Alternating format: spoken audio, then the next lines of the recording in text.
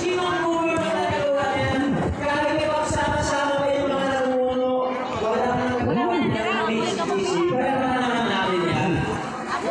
At ngayon, bawat munisipyo, hanggang doon sa dulo, sa pinakatulog barangay dito sa South, Barangay Mangsi, malapit na sa Malaysia, nilagyan nila patubig.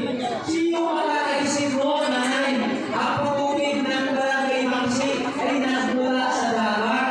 Diba? Ginawa, inuming tubig. Diba?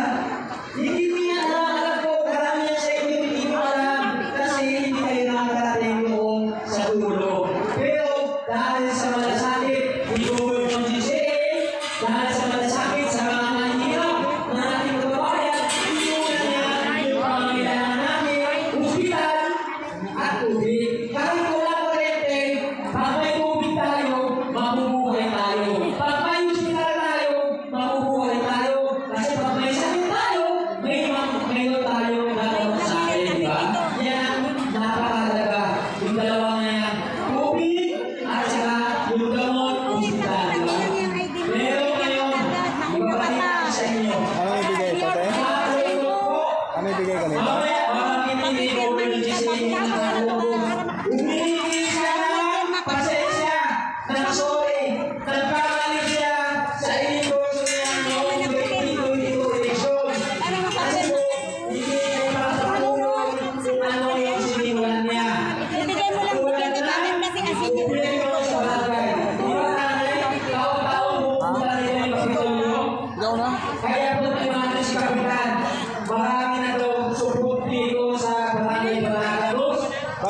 Bakit nagpero mo ngayon, te? Dati taon-taon may libre kole, libre gamot, libre kole, libre vitamins, libre bigas. Para dito. Pero dalawang sobrang taon na.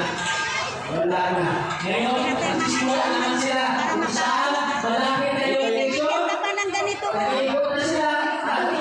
Ang nakakalungkot, hindi pa bawang ang barangay. Kung hindi cluster Yung ID lang yata dito. samantala, yung private GCA, bawat barangay, yung puntahan niya para May ID ka lang dito, bigyan ka ng staff. Ito, para sa pagbigay lang nito.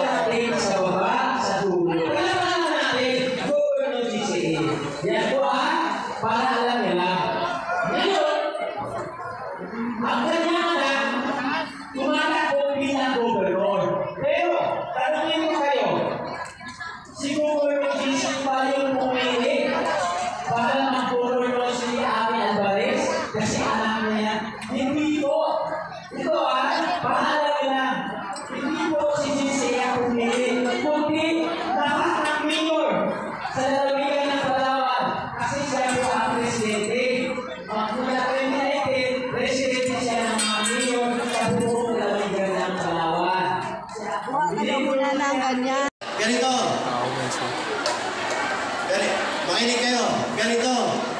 Ibigay niyo yung staff, bigyan namin kayo ng bigas. Pero magpila kayo. Wala nang pila. O, dalawang pila lang. Sagol-sagol na kayo dyan. Hindi kayo makasimula. Dalawa lang. Ano yun? Ano yun? Sige na, ipasure ka